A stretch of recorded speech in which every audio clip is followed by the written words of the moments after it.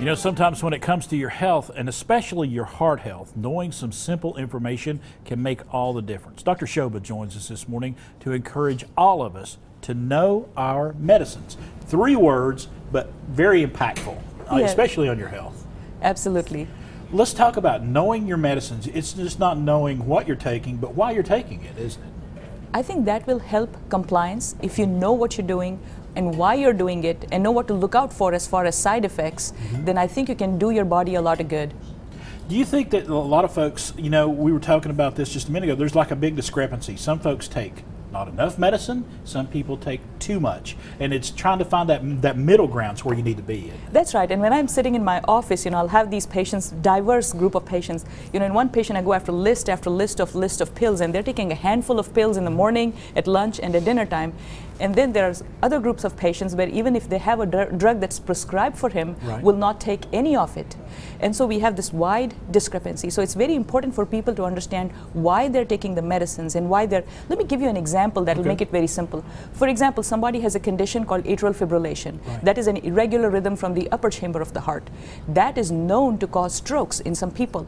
So those patients are given blood thinners. Well, guess what? On TV these days we see a new drug that is advertised, but they go through all the side effects of the medicines.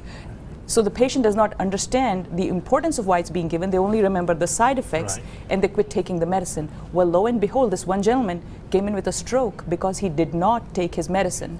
He apologized to me. I'm sorry, Dr. Shoba, I did not do as you had advised. But you know, I felt actually apologetic because I did not convince him enough about the importance. So, you know, where do we draw the line? So it's very important to know why we are giving the medicine. The other heart medicine that is commonly not taken is what we call an antiplatelet, like you know, something like clopidogrel that we give after a stent has been put in. You put a new stent in, you don't take that medicine, well, the stent will close off, and unfortunately we have a lot of people that come in through the emergency room because they don't take that medicine.